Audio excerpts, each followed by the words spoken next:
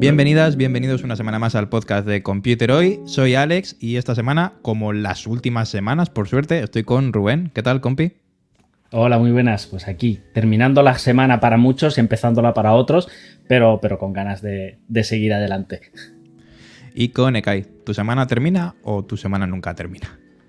Mi semana termina en algún momento, pero yo no me entero. Y cuando quiero enterarme ha empezado la siguiente. Así que, pero bueno, aquí estoy tomando el café. No te quejas, ¿no? No me quejo. Para lo que va a servir. Vale, pues nada, como siempre, vamos a hablar los primeros 15 minutillos sobre entretenimiento, también de la mano, pues eso, para eso está Ekai de aquí, de Hobby Consolas. Y en la segunda parte, Rubén va a analizar la LG G2, si no me equivoco, ¿verdad? Verdad. Vale, y luego yo voy a hablar de 3 dispositivos muy rápidamente. Uno va a ser un mando de Razer, otro va a ser un reloj de Huawei y otro va a ser un Kindle. Así que va a ser variadito. Pero eso, voy a intentar ceñirme a 5 minutos por cacharro. Pero bueno, vamos a empezar por el principio, las cosas bonitas. Rubén, ¿qué has estado viendo esta semana? Hombre, espero que lo de bonito vaya por mí. Hombre, claro, eso siempre. Mira, pues yo esta semana lo que he estado viendo es la serie de Kaleidoscope, protagonizada por Paz Vega, la cual me ha encantado. Es una serie, todo hay que decirlo, es la primera serie de IKEA. Es la primera serie que te tienes que montar o te puedes montar tú mismo porque te viene con un esquema de, digamos, de episodios. Son, si no recuerdo mal, creo que son 8 o 9 episodios. Cada uno te muestra un punto o un determinado punto temporal de la historia. Y te lo puedes montar en el orden que tú quieras. Es decir, puedes ver primero el número 7, después el número 3 o después el número 5, que todo va a seguir teniendo sentido porque la clave está en los primeros 3 segundos donde te dicen esto es este momento del golpe y ahí te ubicas, ¿no? Y te cuenta cada uno, pues digamos, la perspectiva desde uno de los personajes o desde un punto de determinado, digamos, matiz de la historia, ¿no? Me parece una historia que está bien contada, es muy entretenida. A mí estas historias de la preparación es bastante rollo Ocean's Eleven y toda esta saga, en el sentido de la preparación del golpe, todo lo que tienen que conseguir, los entresijos, la forma de engañar bien al FBI, bien bueno, pues a otros, digamos, a otros compinches que quieren jugarla. Y en definitiva está muy entretenida. Me gusta este formato de serie IKEA, que te lo montas tú mismo en ese sentido. Es un poco rollo Tarantino también, que te juega bastante con los saltos temporales, y en general me ha gustado. Luego también me he terminado de ver la de Peripheral, que la verdad es que es una serie que podríamos definir, el interés de la serie va un poco en V, ¿no? Empieza bastante alto, hacia mitad de la serie más o menos, de la primera temporada, decae un poco, que fue precisamente por eso empecé a verla hace más de un mes y dejé de verla. Entre medias vi Jack Ryan y vi alguna más porque perdió un poco ese interés y luego volví otra vez a retomarla y la verdad es que acaba bastante bien y me gusta esa ambientación un poco distópica que sucede dentro de 10-15 años, pero me gusta que no le dan un toque, digamos, futurista, de surrealista, de que los coches vuelan y todos somos, sino que es digamos, una ambientación bastante probable, con una tecnología pues que bien podría ser factible dentro de 10-15 años, no vamos a negar. Entonces es un futuro distópico, pero dentro de unos ciertos límites y con una estética que francamente me ha gustado mucho. En cuanto al nivel, al ritmo de la serie, pues ya digo, es un poco en V. Empieza muy bien, hacia mitad de la serie decae un poco, pero si te mantienes ahí fuerte con las expectativas, al final remonta un poquito y la verdad es que se hace bastante más interesante. ¿Y es un futuro alegre o...? No. Bueno, eso lo dejamos hay quien le guste, hay quien no. Depende del bando. Depende del bando en el que te sitúes. Luego también, ayer estuve, de hecho la empecé y prácticamente la terminé porque son capítulos muy cortos, la última temporada de Sky Rojo. Son capítulos de 32-35 minutos y la verdad es que se van volando. Y la verdad es que, bueno, pues más en la línea, ¿no? Es la persecución de Romeo, el proxeneta que persigue a las 3 prostitutas a la fuga. Y bueno, pues me parece entretenida y me parece, pues bueno, algunos actores me los creo más que otros. Yo voy a comentar un par de cosas de todo lo que ha dicho Rubén, que ha cogido carrerilla y como siempre no deja una pausa para meter ahí la pezuña. Mete. Caleidoscopio está en Netflix, ¿no? Que me hizo mucha gracia porque la ha visto Stephen King, que comenta mucho en Twitter las cosas que ve, y dijo, he visto Caleidoscopio, muy original, pero hay que verla en orden. Y yo, bueno, pues ya está, pues Stephen King te desmonta en un tweet toda una campaña de promoción de Netflix, ¿no? Y por otro lado, The Peripheral, ¿no? Que está en Prime Video y que lo que dices, tienes mucha razón, ¿no? Esa narración en V en cuanto a interés, que también se ve quién está detrás, que es Jonathan Nolan y la otra, no me acuerdo cómo se llama, que son los creadores de Westworld, aparte del hermano del otro Nolan, que no sé cuál es el bueno. El Nolan bueno. Bueno, pero el Nolan bueno, ¿cuál? Ya está, lo dejo ahí, ¿no? El padre, porque... Bueno, lo has dicho tú y no lo he dicho yo, ¿eh? Ahí queda, ¿no? Y sí, a mí me moló mucho la idea en principio, esta idea tan cyberpunk, ¿no? De utilizar un avatar, ¿no? Que es algo, no voy a decir qué porque si no sería spoiler, ¿no? Y que además está basada en una novela de William Gibson, que es el creador de Neuromante y que es quien inventó el término cyberpunk, probablemente, ¿no? Y no sé, a mí me ha dejado muchas dudas la serie.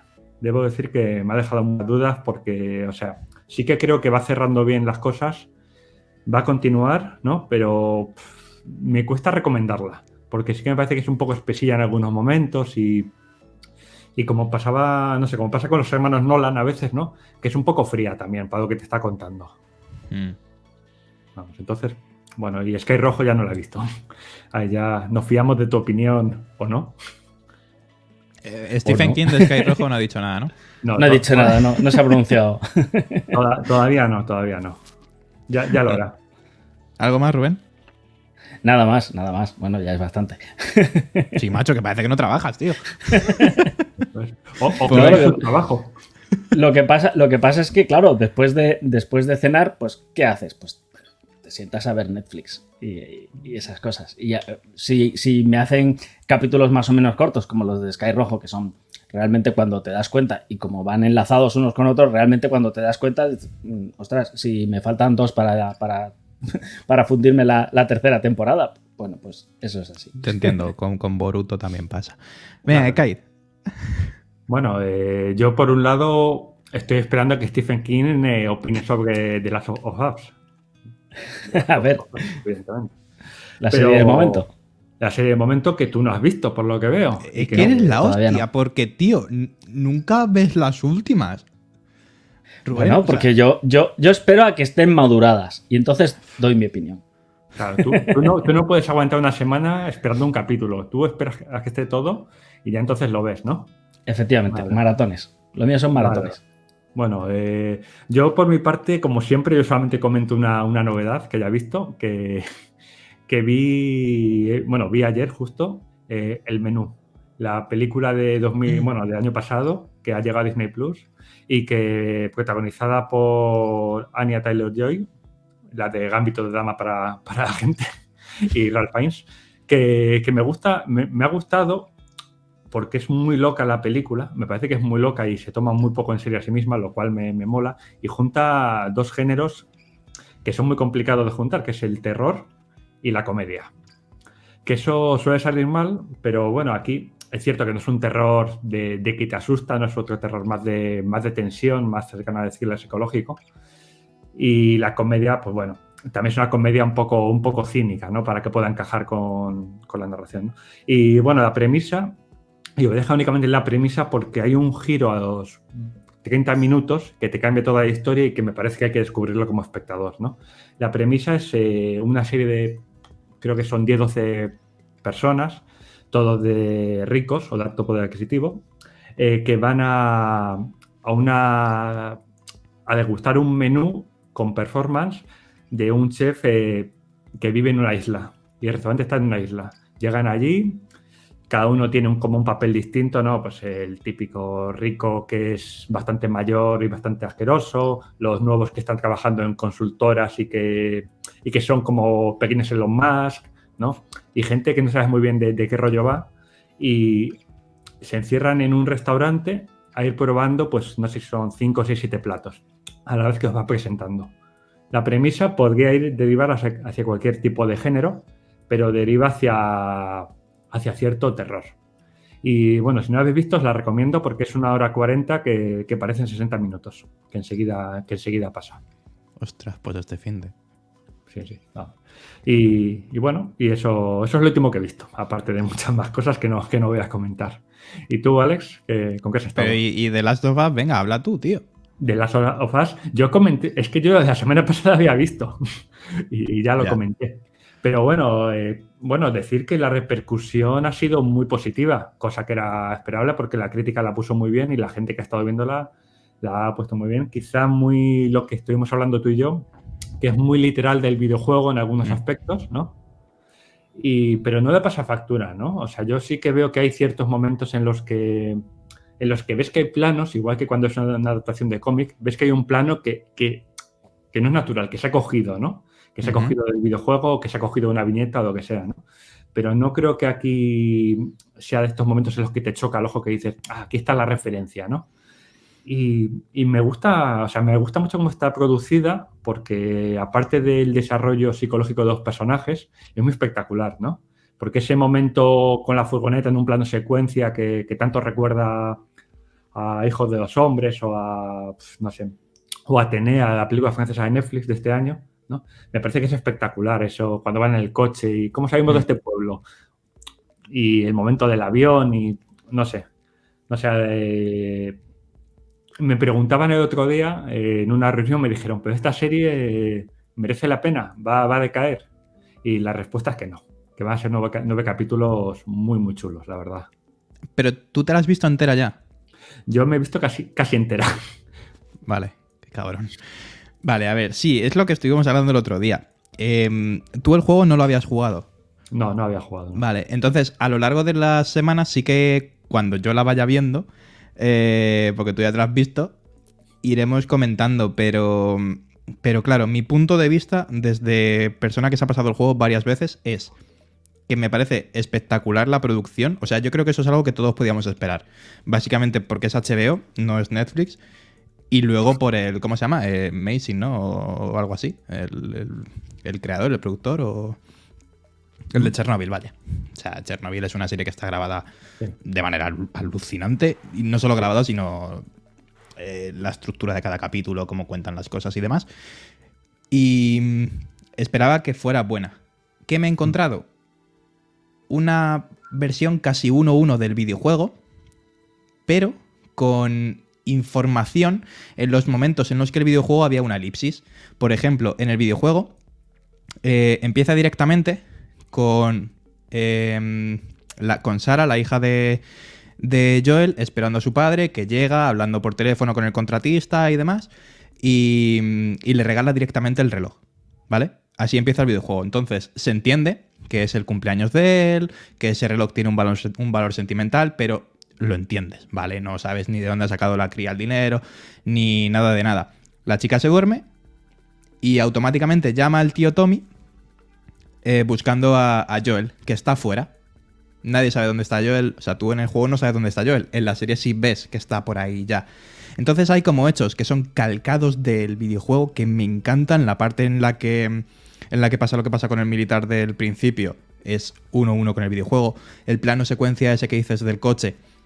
Es que incluso las señales de tráfico, la dirección hacia dónde va la policía y dónde se van ellos, algunas reacciones de la gente que está en la carretera, son calcados del juego. En el juego sí que es plano secuencia, en la serie sí que meten un par de cortes para enfocar a Joel y a Sarah, pero me gusta muchísimo porque me da la sensación de estar viviendo un live action del juego y eso también me saca un poco porque cuando te conoces muy bien el juego y dices, la granja en la serie está a la izquierda, en la ventanilla izquierda, en el juego es a la derecha. Como Joel coge a Sarah es al revés de como la está cogiendo en la serie. Cuando pasa lo que pasa con la revuelta de las luciérnagas en el pueblo, no es así exactamente en el juego. Entonces como que dices, yo esto no lo recordaba así. Y como el peligro es que era un juego muy cinematográfico ya, pues bueno, a mí me saca un poquito, muy poquito, ¿vale? O sea, estoy poniéndome tontísimo. Pero luego hay momentos, lo que digo, la elipsis, el momento de la abuela del principio, me parece espectacular. El detalle de cómo los tentáculos salen por la boca. Que realmente dices, ok, es un hongo, no son zombies al uso. Cómo se mueven los zombies, cómo se van chocando con las cosas. Porque eso es algo que en el juego no pasa, pero sí que en el propio juego. Y si tú lees información sobre el Cordyceps, que es un hongo real, afecta al sistema nervioso central del cuerpo infectado. Entonces no tienen esa coordinación. Y me gusta muchísimo, me gusta muchísimo. Y algo que, bueno, pues se ha criticado esas elipsis porque en el juego no están. A mí me parece que aportan información y el principio me parece acojonante. Los dos científicos esos hablando, como riéndose un poco el presentador y uno de los científicos de el que está diciendo, pues la epidemia más gorda no puede venir por un virus ni una bacteria, sino por un hongo. Y están ahí como de cachondeo, anda, tú qué coño sabes, no sé qué tal. Hasta que empiezan a escuchar el razonamiento y el presentador le dice algo así como, ya más tomándoselo en serio, ¿y si pasara esto, quién ganaría? Y el científico dice que los humanos no. Sí. Y se acaba la escena. Y me parece... Esa intro me parece Chernobyl, para empezar. Y me parece espectacular. Y la serie me está gustando mucho. Y la caracterización de ellos es que Pedro Pascal, porque ya lo conocemos todos, pero no sé el nombre de las actrices. Bella... ¿Cómo se llama? Ramsey. Ramsey. Lo hace genial. Es cierto que no se parece nada a la chica del juego, pero lo hace genial. Sarah, la actriz de Sarah con ese aire tan inocentón, también me gusta mucho. Tess también, no sé, me parece que está... Es una serie que me daba mucho miedo porque es un juego que me gusta muchísimo y todos sabemos cómo suelen salir los productos basados en videojuegos, pero al menos el primer capítulo, que realmente son dos. De hecho, se nota muy bien el corte, donde acabaría el primer capítulo y empezaría el segundo, que es cuando el niño ese empieza a andar con las deportivas y... Total. Y demás. Pero me ha gustado un mogollón. Muy bien, muy bien. Y también he visto Fast and Furious 8.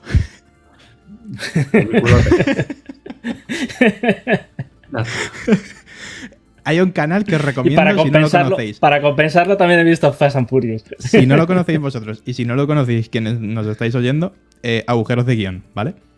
Es un canal que su nombre ya lo dice todo. Analiza películas y series y algún videojuego, sobre todo desde el punto de vista de un guionista. Y me hace mucha gracia. Entonces, primero me veo las películas malas que luego salen en su canal y luego me veo el vídeo.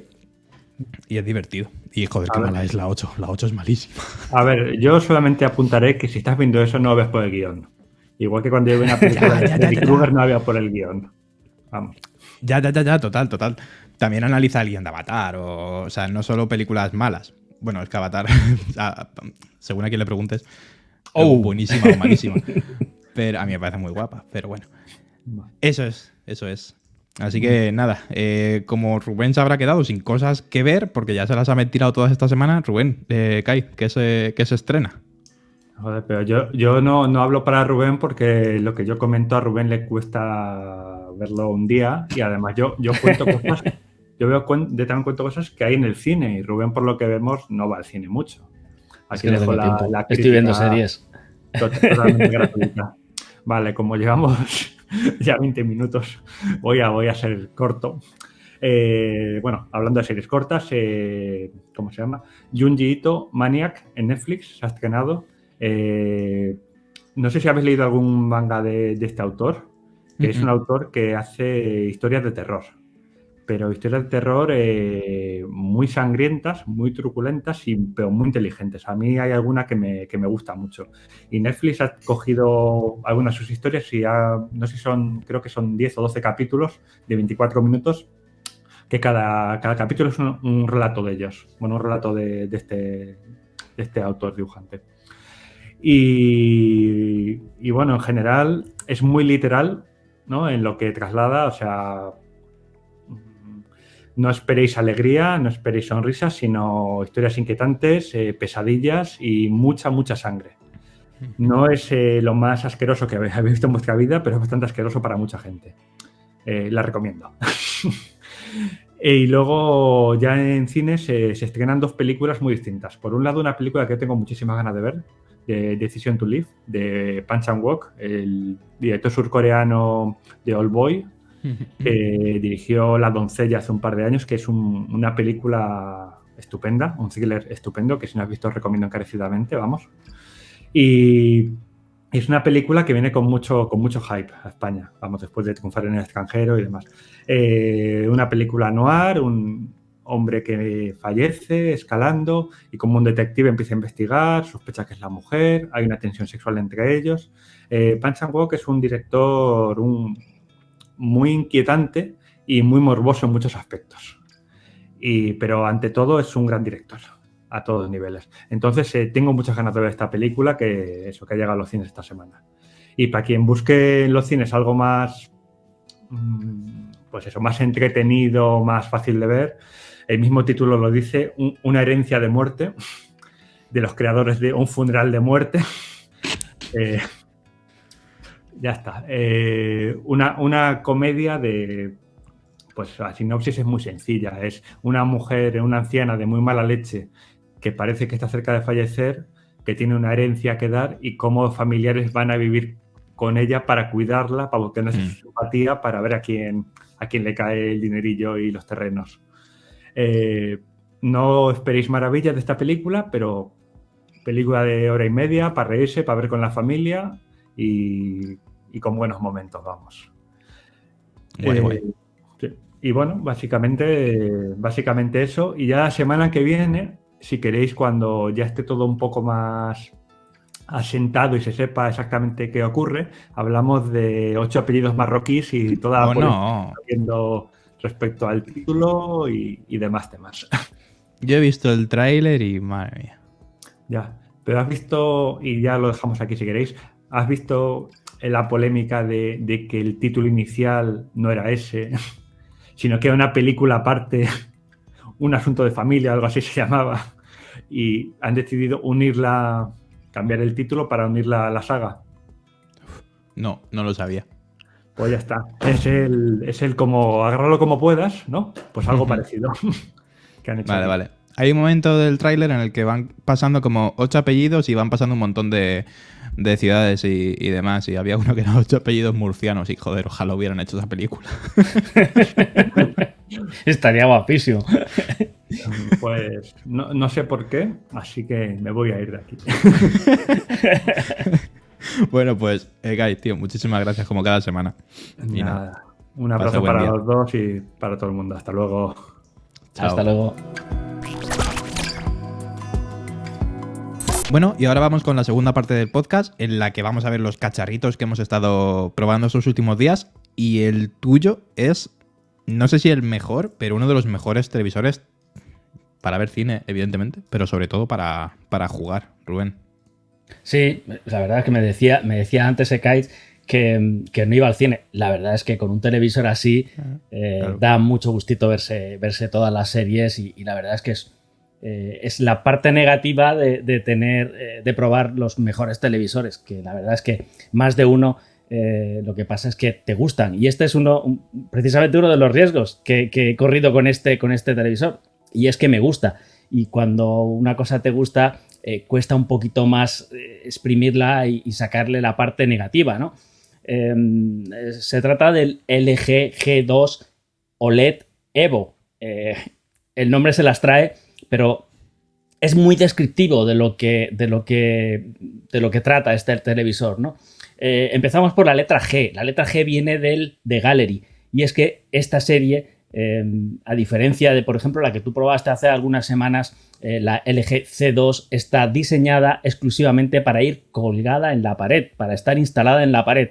Eso, a nivel de diseño, es un factor definitivo, es un factor muy diferencial, porque queda literalmente plana. Es decir, muchos televisores sí que es verdad que en la parte superior, el tercio superior, es prácticamente únicamente la pantalla, son 3-4 milímetros de pantalla y son ultra delgados, pero luego en la parte inferior sí que es donde se agrupa pues toda la electrónica, altavoces, etcétera.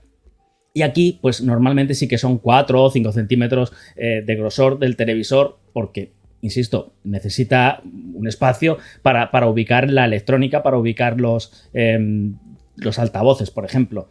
Sin embargo, aquí tenemos en toda la trasera es totalmente plana y únicamente mide algo menos de 3 centímetros. Entonces es muy planita y es absolutamente plana por la trasera.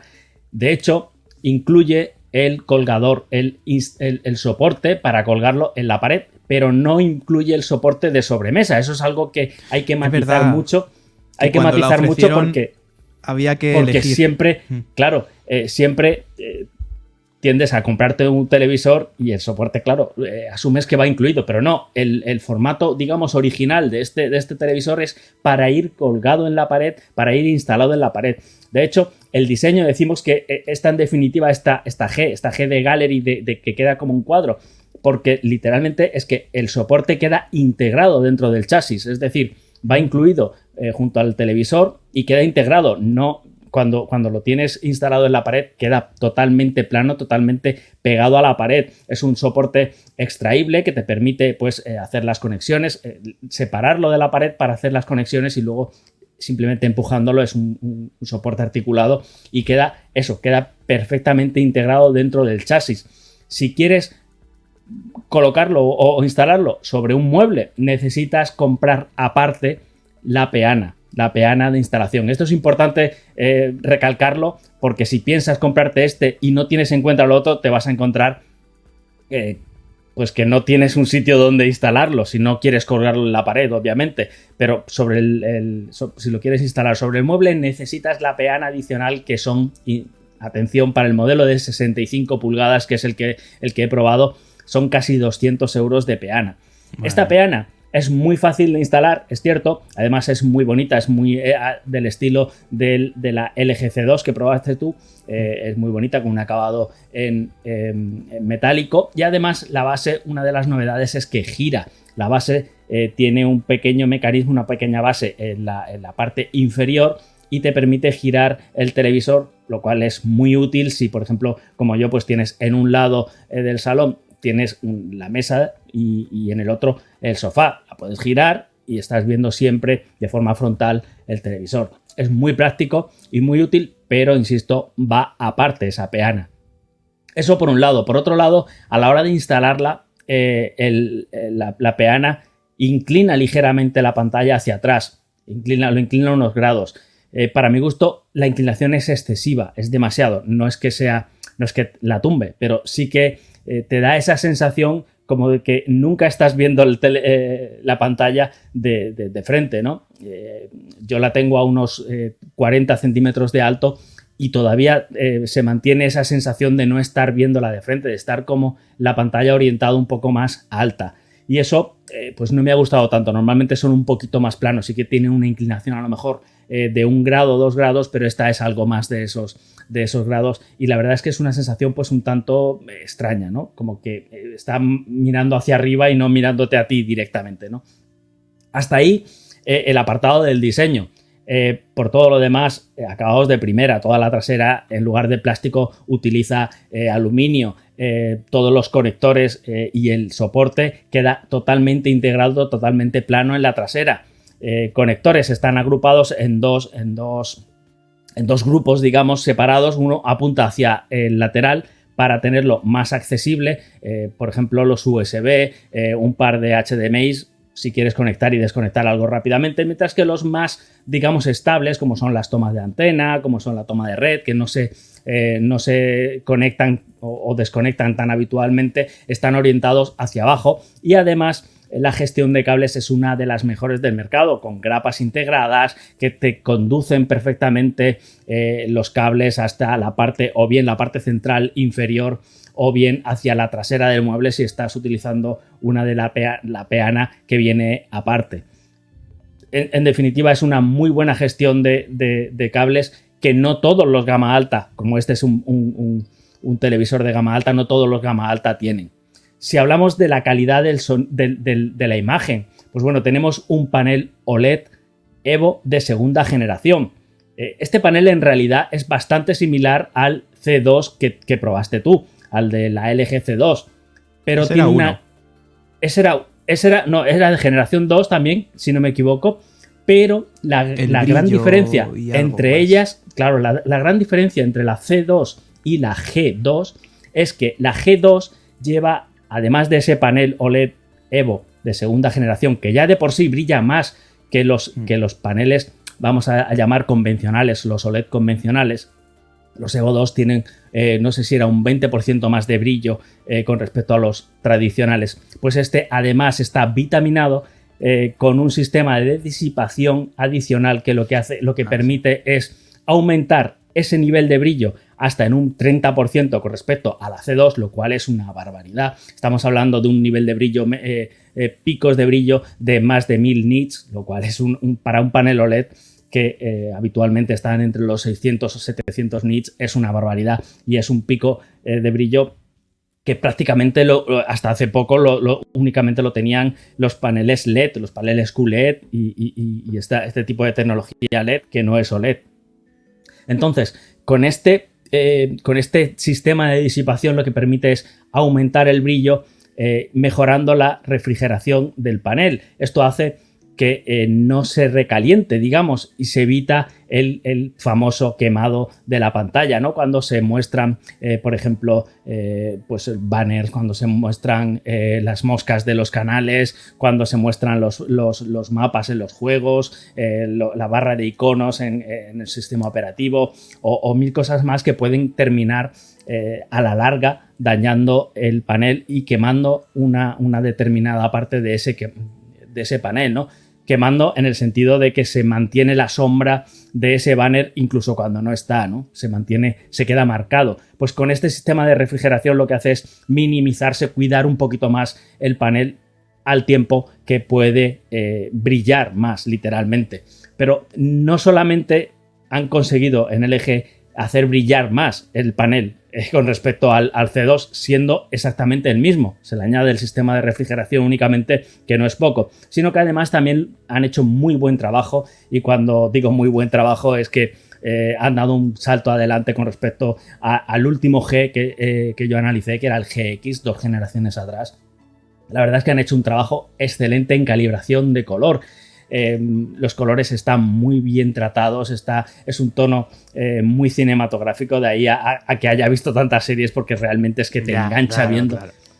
Te engancha viendo el contenido, y es un contenido que lo muestra muy bien, lo muestra de una forma muy natural, y además lo acompaña con unos perfiles de color calibrado que la verdad es que es espectacular y sobre todo está muy fiel a la calibración que te haría un profesional, con lo cual sacas el televisor de la caja y ya lo tienes prácticamente calibrado. Eso sí, es muy importante elegir el color, el perfil de color adecuado pues a la iluminación, al tipo de contenido. Por ejemplo, para los contenidos de televisión, de TDT, el perfil estándar le da un punch más de brillo, más de nitidez, más de saturación, algo que se busca más en los programas, en los concursos, etc. Para el contenido de cine, pues tenemos el Dolby Vision IQ, que te coge utiliza un sensor de luz ambiental para captar la iluminación de la sala, y en función de eso te ajusta el nivel de brillo y el equilibrio de color del televisor. Tiene modos calibrados por el Instituto de Calibración de Imagen. Massachusetts.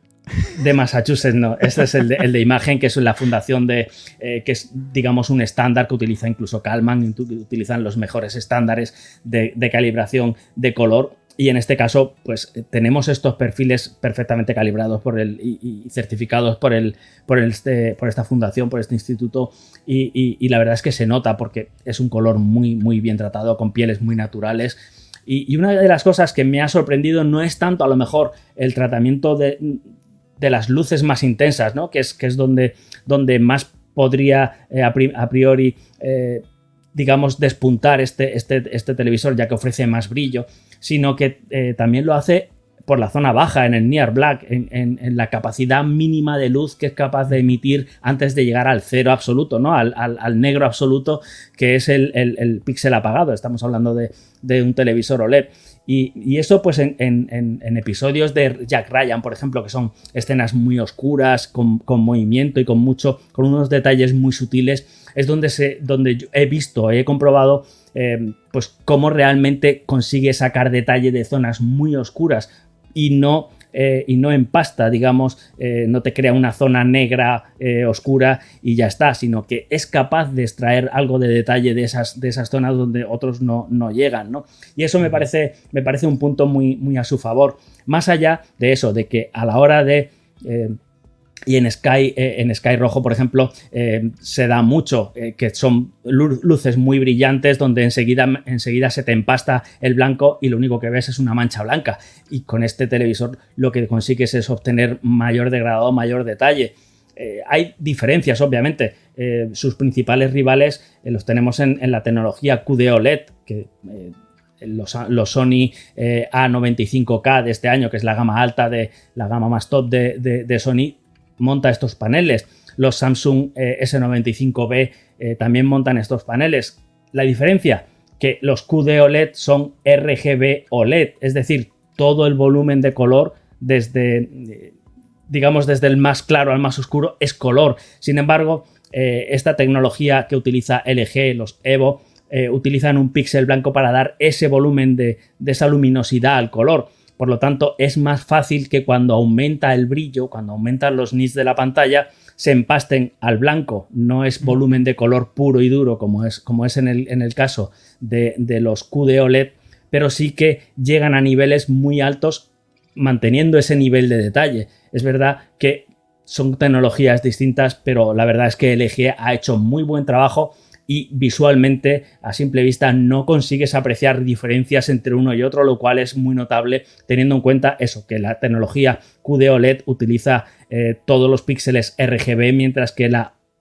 WOLED integra un subpíxel blanco, que es el que, digamos, lavaría un poquito más el color cuando se trata de luces, de picos de luces un poco más alto.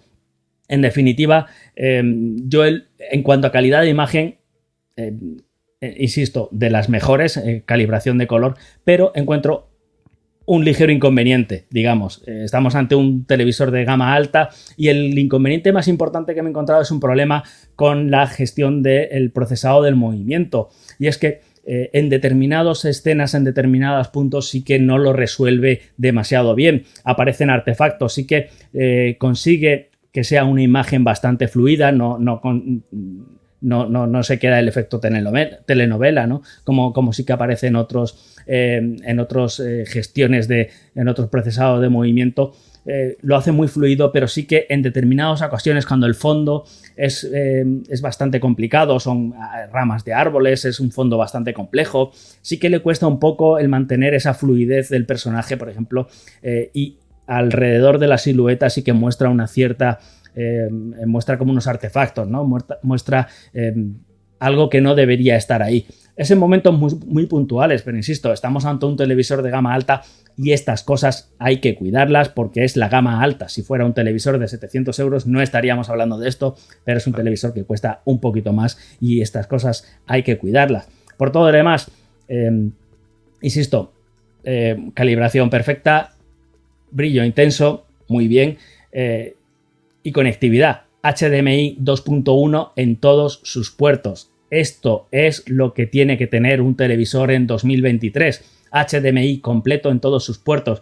El tratamiento para el gaming, perfecto. 4K 120 con funciones HDR, con compatibilidad, con soporte para G-Sync, para FreeSync Premium, la parte de las tarjetas de AMD y pues bueno, pues digamos el soporte VRR, el soporte de tasa de refresco variable que se ajusta con la tarjeta de gráfica del equipo o de la consola para ajustar el frame rate y HDR. Además HDR que te permite aplicar al juego todos los perfiles de cine o los perfiles de imagen que puedes aplicar al cine.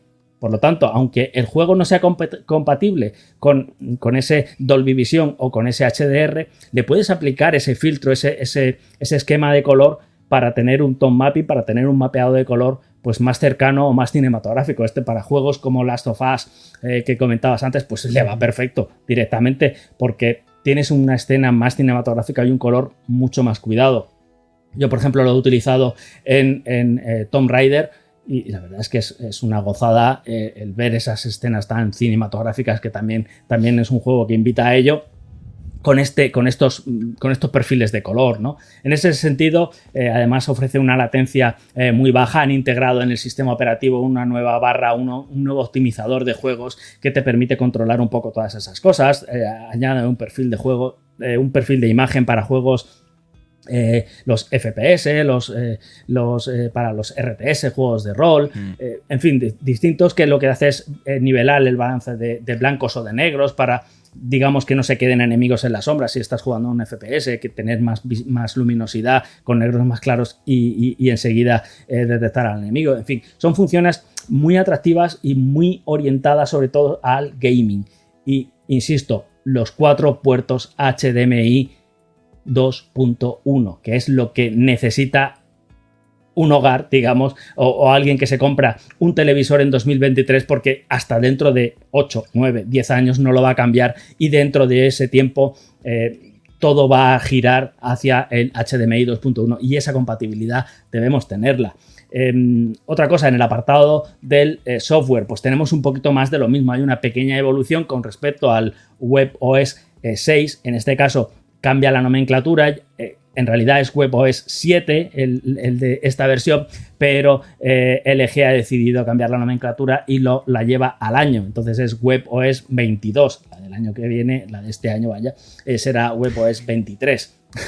En definitiva, es un cambio de nombre, pero salvo ese añadido de las opciones de gaming, de la barra de gaming, tenemos más o menos las mismas funciones. Tenemos una tienda de aplicaciones muy bien nutrida, con todas las plataformas más importantes, soporte para las plataformas más importantes de contenido en streaming, y además una cosa muy interesante relacionada con el aspecto de juegos, que es que te permite jugar con GeForce Now, la plataforma de juegos en la nube, digamos. Y como novedad, ahora en las últimas versiones del sistema operativo lo que te permite es jugar a 4K, eso sí, a 60 frames por segundo. Únicamente necesitas conectarle el mando, jugar en estas condiciones, digamos, un 4K, 60 frames, que no está nada mal.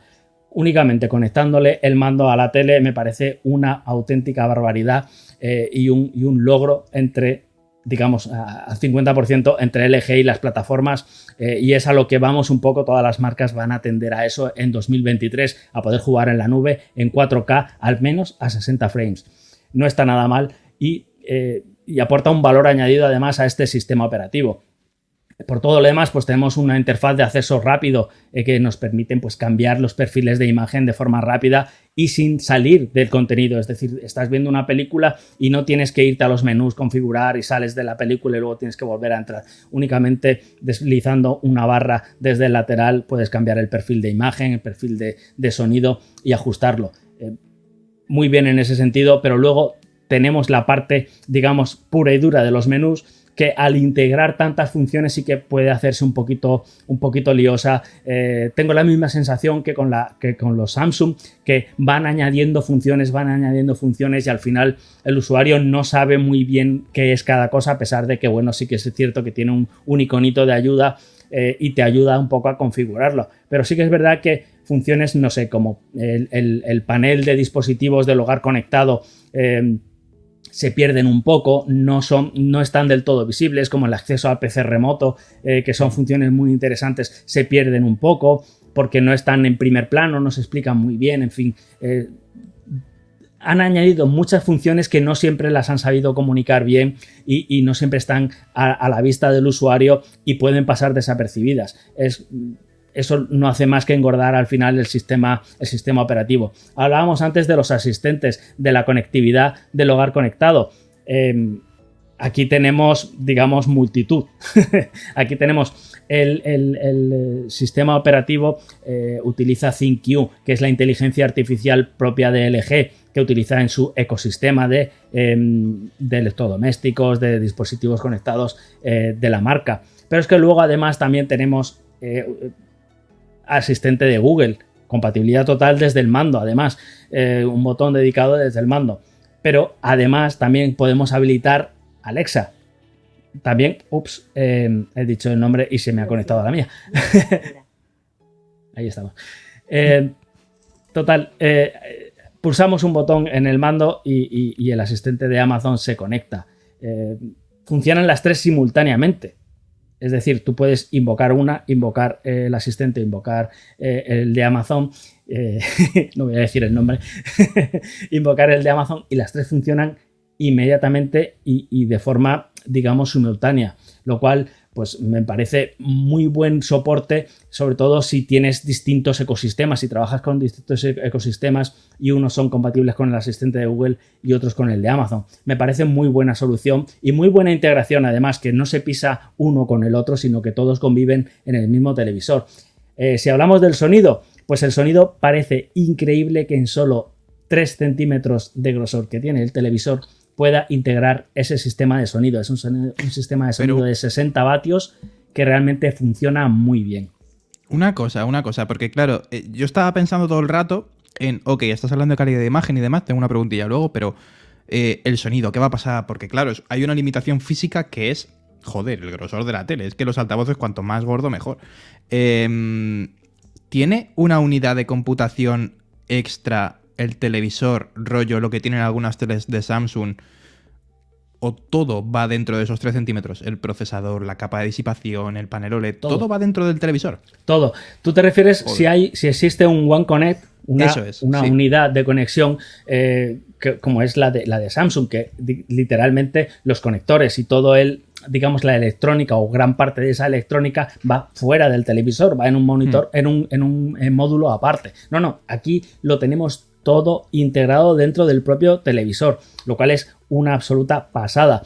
Efectivamente, parece increíble que en un grosor de solo 3 centímetros, es incluso menos, son 2,40 y pico, creo que son, o 2,60 y pico, pero en menos de 3 centímetros que puedan alojar todo eso, pero lo hacen. Se trata de un sistema de sonido de 60 vatios en total, distribuido en 6 altavoces, 2 dedicados a las frecuencias más bajas, 2 subwoofer, y 4 dedicadas a las frecuencias más generales. Esto se consigue, digamos, distribuyendo los altavoces por toda la pantalla y añadiéndole una cierta caja de resonancia bastante plana, pero que hace muy buen trabajo, obviamente. ¿Con esto qué se consigue? Pues se consigue que en los diálogos, por ejemplo, todo esté bastante más separado. Puedes notar, sobre todo, puedes escuchar una escena sonora mucho más amplia. ¿Por qué? Porque el sonido literalmente te va de una parte a otra de la pantalla. Esto se nota además en una pantalla de 65 pulgadas, que es una pantalla bastante amplia, es donde más se nota, ¿no? Cuando pasa, por ejemplo, un objeto de lado a lado de la pantalla, al estar colocados los altavoces físicamente a uno a cada lado de la pantalla, pues pasa de uno a otro. Entonces, esta percepción sí que se tiene. Obviamente no es un sonido envolvente, sí que tiene algunas funciones de inteligencia artificial, el modo AI Sound Pro, que, oye, pues lo que hace es un poco virtualizarte este sonido 5.1, pero insisto, lo que hace es ampliar un poquito más y sacártelo de la pantalla, digamos, a crear un escenario sonoro delante de la pantalla, pero siempre se queda eso, entre el espectador y la pantalla. En ningún caso es un sonido envolvente, pero sí que hace una ampliación del espacio y realmente se nota. Y oye, son 60 vatios. Es cierto que otros modelos como el Sony A95K, si no me equivoco, pues tiene 80 vatios, tiene una tecnología también bastante similar que utiliza la pantalla como altavoz, pero insisto, para tener 3 centímetros de grosor me parece una auténtica barbaridad lo que LG ha hecho con el sonido de este televisor. Y poco más que decirte. No sé si me queda algún apartado pendiente, salvo el del dinero, la virutilla. Bueno, pues la virutilla es bastante vamos a decirlo, asequible. Vale, pensaba que no es viruta, son maderos. Son maderos, vale. Efectivamente. Pero, a ver, estamos hablando de un televisor de gama alta. Es el más top de LG con el permiso de los 8K, que ahí sí que estamos hablando, son palabras mayores, o los modelos Signature, que son, digamos que son enrollables y tienen otro tipo de tecnología, ¿no? Pero aquí tenemos un televisor que, si no me equivoco, está por más o menos un precio de mercado de unos 2.200 euros, quizá algo menos, depende de la oferta, depende de la campaña de las tiendas, ¿no? En Amazon, por ejemplo, me parece que eran 2.100 y pico, pero son 2.200 euros, para redondear más o menos. Esto lo sitúa pues en un punto intermedio. Obviamente no es un televisor barato, pero para ser un televisor de gama muy alta, el gama más top de LG, es un precio asumible, es un precio que es adecuado. Tenemos absolutas barbaridades, por decirlo entre comillas, como es el Samsung S95B, que el modelo de 65 pulgadas está por unos 1.800, 1.900 euros. Esto es anómalo del todo. O sea, Samsung literalmente está tirando los precios de su OLED porque es que es excesivamente barato. No hay otro como él. Por la parte alta, pues tenemos el Sony A95K, que ya lo hemos mencionado antes, con la misma tecnología que el Samsung S95B, pero, oye, pues cuesta 3.100 euros. La diferencia es abismal. ¿Qué tenemos en el punto medio? Pues estos 2.200 euros del LG G2, que, insisto, pese a no tener el mismo panel, el panel QD-OLED que los dos rivales directos, digamos, de Samsung y de Sony, hace un excelente trabajo y no tiene nada que envidiarle o nada que reprocharle a esta tecnología. A simple vista no encontrarías diferencia alguna en cuanto a calibración de color y se sitúa en eso, en ese rango intermedio entre el precio de uno del Sony y el del Samsung. Es un televisor que la verdad es que para uso general, no solamente hay televisores que están muy enfocados, digamos, para ver contenido de cine. Hablo del Sony A95K, por ejemplo, que está muy, muy centrado en el contenido cinematográfico y flojea un poco, bastante, en el apartado de la conectividad HDMI 2.1.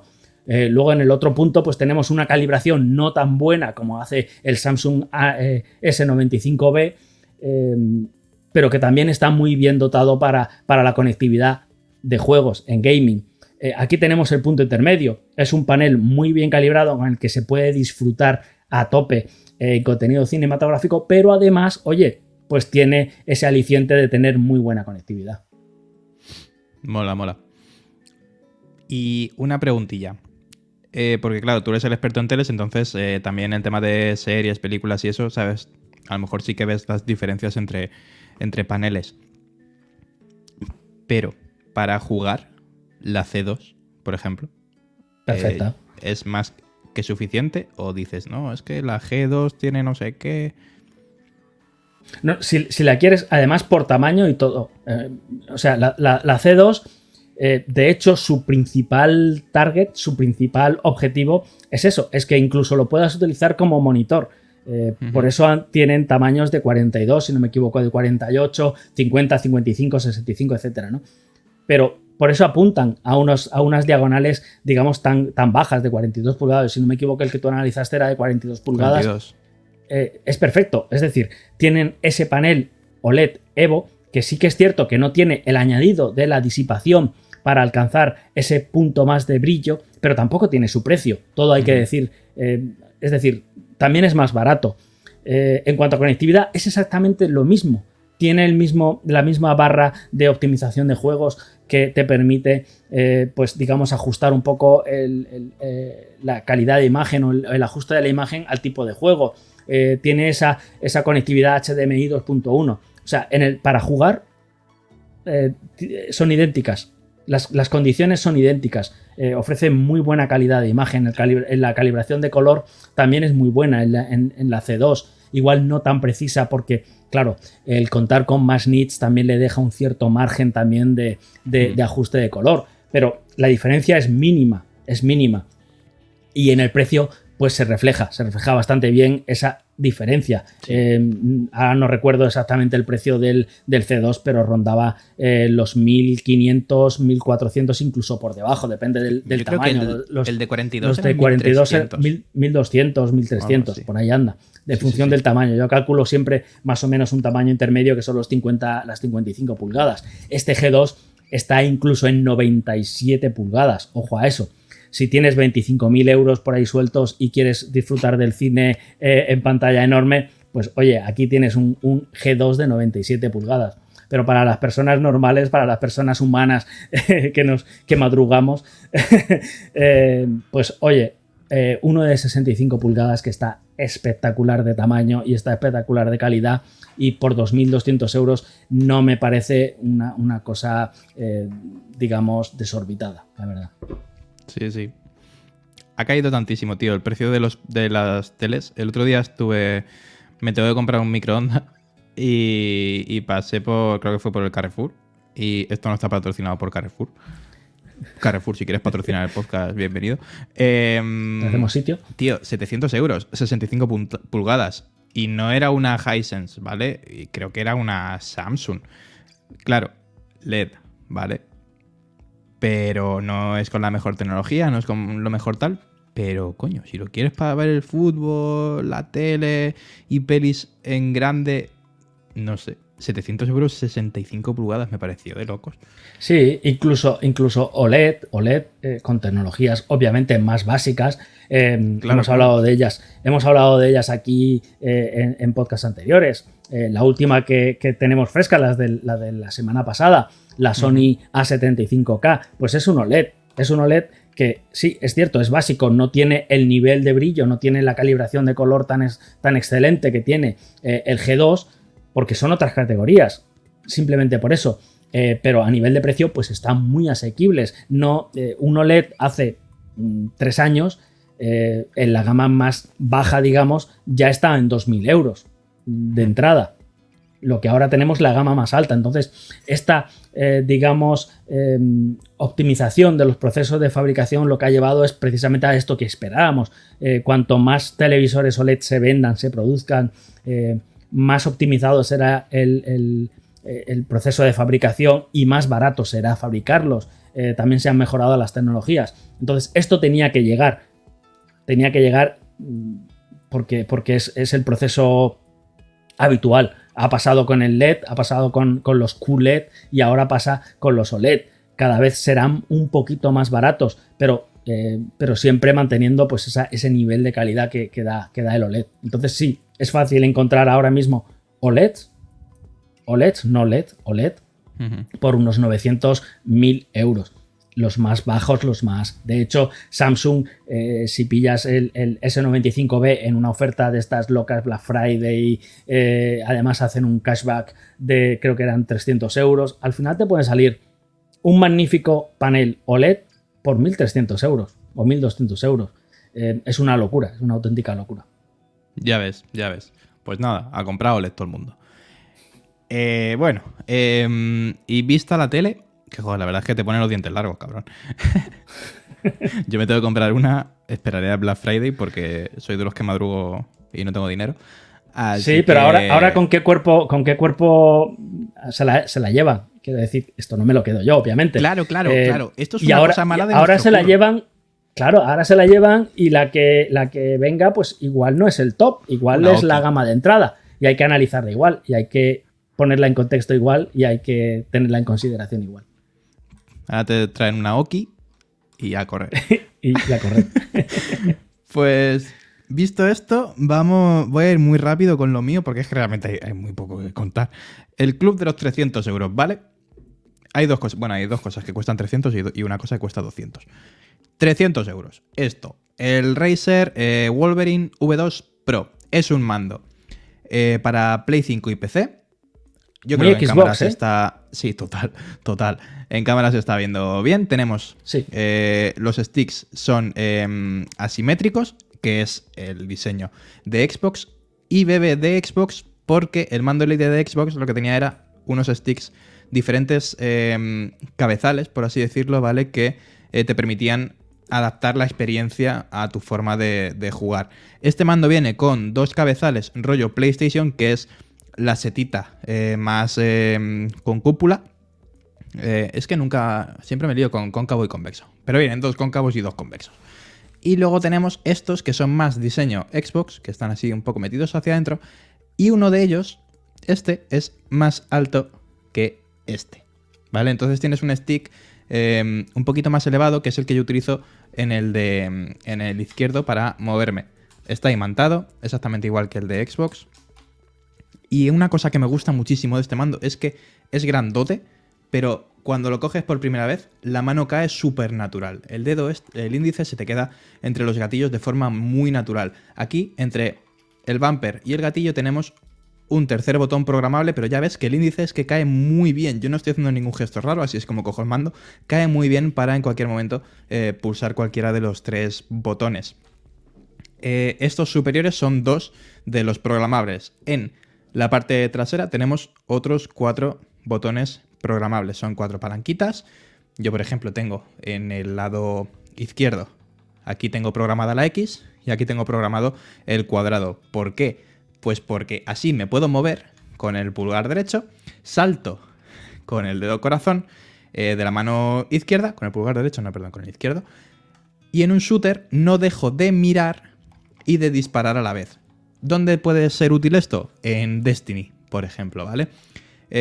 Si no tuviera esta palanquita con la X, yo para saltar tengo que soltar el stick, ¿vale? Entonces de esta manera salto y sigo apuntando. Y es súper cómodo. Una cosa que me gusta mucho de este mando, es raro al principio, pero al final me ha gustado mucho. Los botones son clicky, ¿vale? Son de membrana, pero son clicky. Y son un poco más duros que los de los mandos tanto de Xbox como el DualSense de PS5. Al principio es raro porque tienes que hacer más fuerza, ¿vale? Es como cuando cambias de un teclado mecánico de un Black, que tienes que hacer 50 gramos de fuerza, a un Red, que son 35-40 gramos, algo similar. Al contrario, evidentemente, pero algo similar. Pero este sistema, estos switches, lo que me he dado cuenta es que permiten que la primera pulsación es más dura, ¿vale? Pero si, por ejemplo, tienes que hacer varias pulsaciones en poco tiempo, es muy fácil, ¿vale? Se queda como a una altura media y te permite bajar el botón muy rápidamente. Me ha gustado bastante el sistema. La cruceta me parece bastante mejor que la de PlayStation. También es clicky. Todo es clicky en los mandos de Razer realmente. Y luego los gatillos tienen el recorrido completo, que suena como acolchadito. Pero luego aquí tenemos un botón que lo activas y ya se convierte en un botón digital, ¿vale? Sin recorrido. Que también es clicky. Muy bien. La verdad es que me ha gustado mucho el mando. Pero son 300 euros. Razer es muy caro. Y no tenemos la principal cosa que hace diferente al mando de PlayStation. Esto es un panel táctil. Funciona igual de bien que en el DualSense. También tiene detección de movimientos. Exactamente igual que en el DualSense. Pero no tenemos vibración áptica. Entonces, no tenemos vibración directamente. Entonces, no solo no contar con vibración, sino que no tener la vibración áptica, cuando la vibración áptica a mí me parece uno de los puntazos de esta generación en el caso de Play 5, porque a mí me mete más en el videojuego, pues es un contra importante. Tampoco tenemos los gatillos adaptativos, ¿vale? Que esto es que, por ejemplo, tú estás tensando un arco, tensas el arco, apuntas con el izquierdo y tensas con el derecho. A medida que se va tensando, el gatillo se pone más duro. A nivel de jugabilidad no afecta en absoluto, a no ser que esté mal implementado, como por ejemplo en FIFA y en Call of Duty, en los primeros. Pero a nivel de sensaciones... De experiencia, claro. A nivel de sensaciones es mucho más rica la experiencia con el mando original. Entonces, te diría... y tiene Bluetooth, pero solo compatible para configurar el mando. Porque tú puedes programar tanto estos 2 botones superiores como los 4 botones traseros y además la sensibilidad a la zona muerta de los sticks, que eso está genial. Y lo que me gusta mucho es que se hace con el móvil, no se hace con una aplicación en el PC ni en la consola. Con el móvil es mucho más ágil. Pero solo tiene conectividad Bluetooth para eso, para conectarse a la aplicación. De hecho, yo lo he configurado con el iPhone, la aplicación lo detectó a la primera. Sin embargo, cuando yo digo, ok, pues voy a jugar a Game Pass en el iPhone con este mando, ni siquiera sale en la lista de dispositivos. En Android sale, pero me dice que no me puedo conectar. Y en la PS5 sale, pero me dice que me peine. ¿Y cómo se conecta inalámbricamente? Pues con el típico pinchito, que no lo puedo enseñar porque está conectado en la Play. El típico pinchito de 2,4 GHz que funciona muy guay, pero ya tienes que tener el pinchito, ¿vale? Es un muy buen mando para shooters online. Si te lo vas a comprar y lo vas a fundir en shooters online, donde la vibración te da un poco más igual, espectacular. El problema, que está el DualSense Edge, que es el mismo concepto del mando Pro o el mando Elite de Xbox, por 240 euros y es oficial de PlayStation. Por tanto, tienes Bluetooth, tienes el tema de la vibración áptica, los gatillos adaptativos, etc. Pero bueno, me ha gustado mucho. Segundo producto, el reloj. Este va a análisis en Computer este finde, del Razer va a análisis en hobby consolas. Es el Galaxy... No, hemos empezado fatal. Es el Huawei Watch GT3 SE, que dices tú los nombres de las teles, pero la madre que me parió con Huawei. Me ha gustado mucho, pero lo veo raro, porque es un reloj, tiene Harmony 3.0, pero no es un smartwatch como el Galaxy, como el TicWatch que tiene Wear OS o como el Apple Watch, que en esos tres puedes responder mensajes, llamar motu propio, ese tipo de cosas de un reloj inteligente de verdad. Esto no deja de ser una pulsera inteligente avanzada. Tiene las aplicaciones que vienen incluidas, se acabó. Puedes responder llamadas, puedes ver notificaciones, pero no vas a poder responder notificaciones ni devolver llamadas, ¿vale? Funciona con Android y con iOS. Algo curioso es que en Android el Pixel te dice que la aplicación es insegura, por tanto no te la puedes descargar de la Play Store, tienes que bajarte la APK, y aunque te bajes la APK, no vas a ver ni las notificaciones ni el tiempo, porque no puedes activar las notificaciones, porque cuando vas a hacerlo en el menú de Android, te dice que no, que es una aplicación insegura y que no te da acceso. Y no está el típico botoncito de me da igual, continúa, ¿sabes? Bajo mi responsabilidad. No te deja. Estoy convencido que es parte del baneo de Estados Unidos, pero me ha parecido curioso que en un Nokia X30 pueda utilizarlo todo, cuando ese Nokia tiene Android One, es decir, una capa súper pura, y en el Pixel me dice que nanay.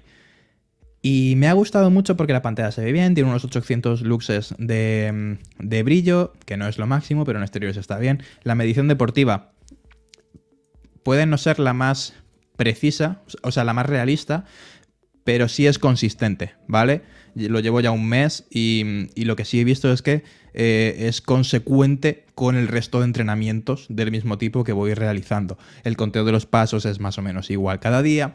O sea, me gusta que no hay una medición loca, ¿vale? Que en algunas pulseras, sobre todo deportivas, hay días que dices, pero si yo no he andado 50.000 pasos o si he hecho la misma sesión de entrenamiento que siempre y dice que he quemado 500 calorías cuando suelo quemar 200, ¿vale? Ese tipo de datos. Es resistente al agua, 5 atmósferas, es de plástico y es resistente porque le he pegado cada meneo. Que pa' qué. Y no tiene ni una marca. Me gusta bastante. El diseño mola, ¿vale? Es de plástico, pero el diseño ya te digo que está bien. Baja un par de escalones sí, con sus hermanos, porque sus hermanos eran muy premium. Claro. El problema, que cuesta 180 euros, creo, y el GT3 está un poco más barato. Y no solo tiene una pantalla mejor, sino que tiene ese diseño más premium. Entonces, está ahí un poco fuera del agua. Creo que Huawei se ha juntado con 3 relojes que son en esencia el mismo. Cambia el diseño y el brillo del panel. Pero bueno, está otra opción más. O sea, no puedo decir que es un cacharro malo porque no lo es. El problema es que hay muchos relojes, hay mucha competencia tanto dentro como fuera de Huawei. Muy cercano. Sí, en cuanto a prestaciones. Exactamente. Y el tercer producto, este sí son 380 pavos, creo. El Kindle Scribe o Scribe o como lo quieras llamar. Me parece espectacular. Es un Kindle, vas a poder leer. Tiene pantalla retroiluminada bastante grande. O sea, el tamaño es bastante grande. El diseño es muy inteligente porque es súper delgadito. O sea, es realmente muy, muy delgadito.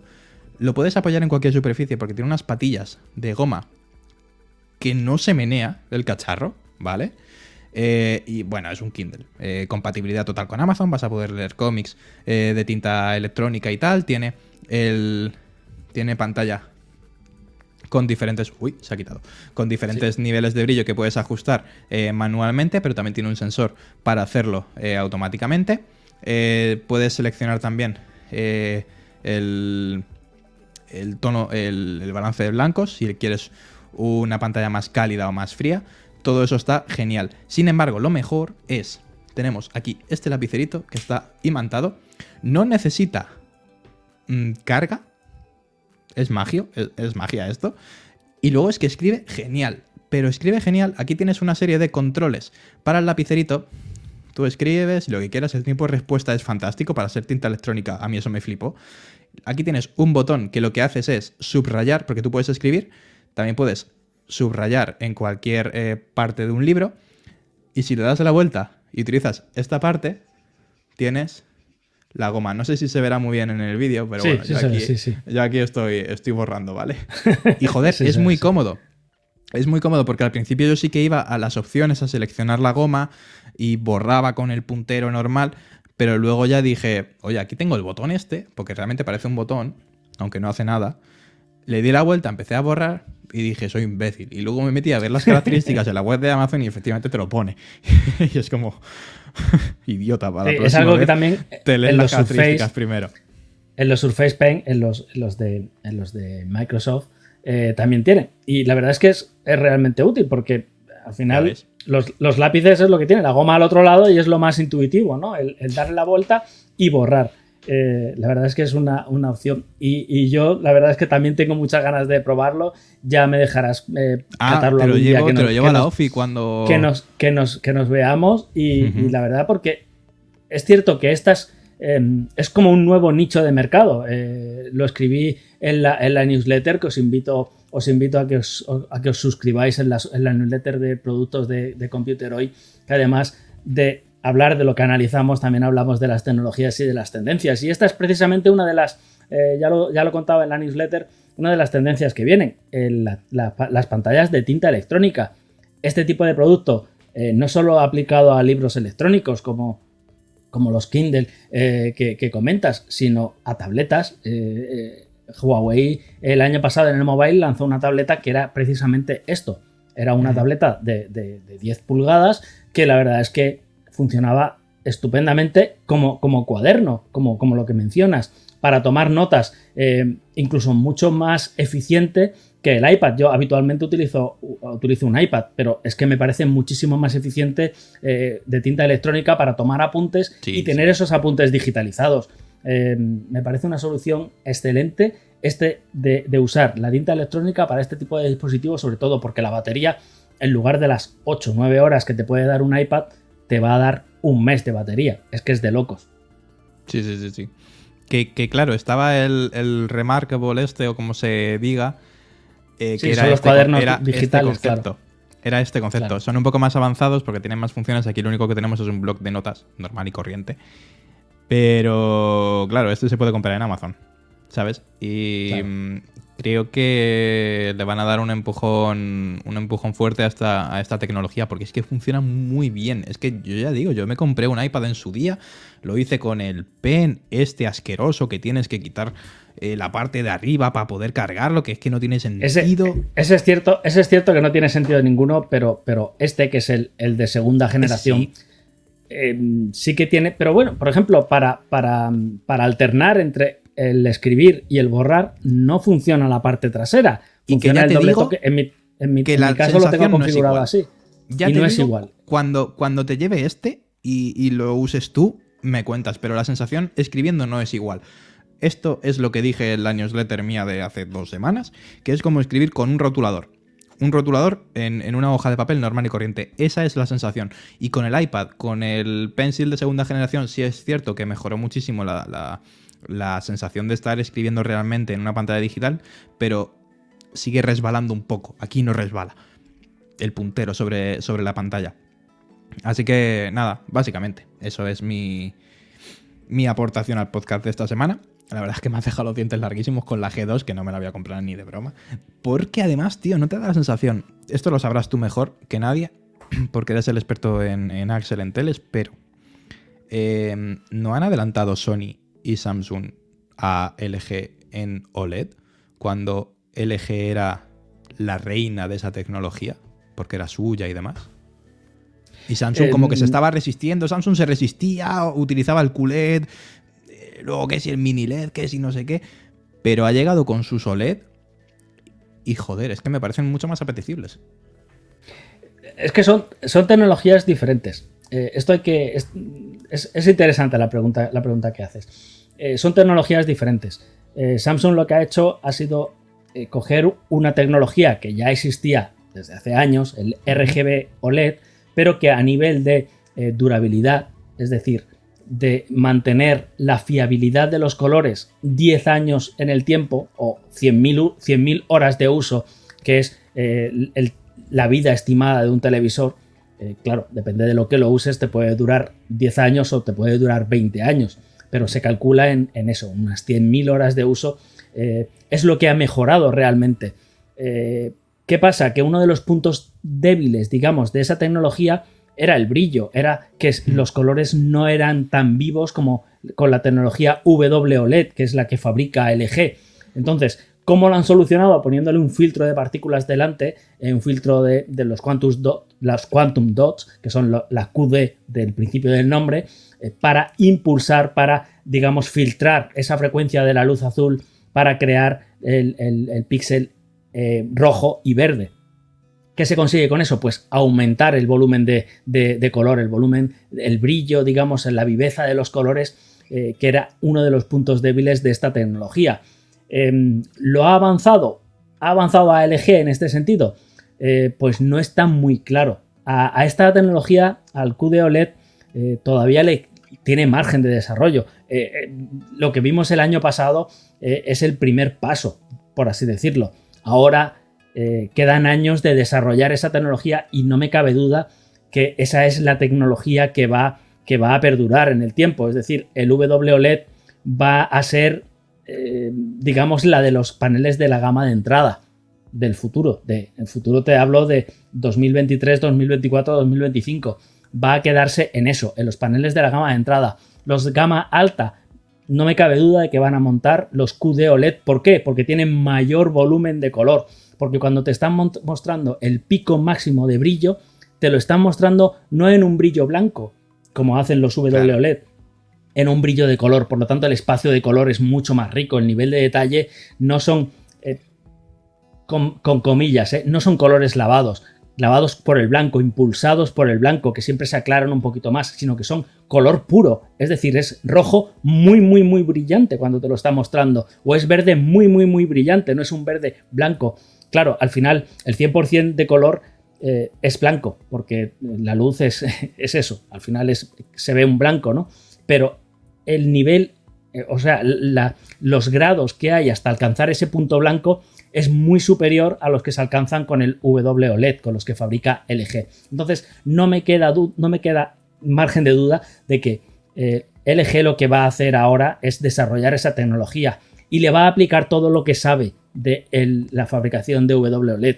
Con lo cual, no es que haya perdido la batalla, sino que ha centrado sus esfuerzos en desarrollar una determinada tecnología que lo ha hecho muy bien. Al LG2 me remito, lo ha hecho muy bien porque no tiene nada que envidiar a cualquier otra. Pero ahora le queda el futuro. Y el futuro yo creo que es QD OLED. Llámalo QD OLED, llámalo RGB OLED. Son tecnologías ligeramente diferentes en la concepción, porque la formación de los paneles es diferente. Pero no creo que haya perdido ese tren, sino que, bueno, pues estaba en otra estación y a lo mejor lo coge un poquito más tarde. Pero perderlo no lo ha perdido y va a aplicar todo lo que ha aprendido con el WOLED a nivel de fabricación, a nivel de optimización, y rápidamente se van a poner las pilas y se van a poner al mismo nivel porque ya tiene esa experiencia fabricándolos. Vale. No, a ver que está interesante el tema, porque claro, era la reina del OLED hasta que han llegado Samsung. Básicamente. Sí, Samsung, y curiosamente tampoco ha revolucionado. Y no es la gama alta de Samsung. Claro, Samsung ha no revolucionado.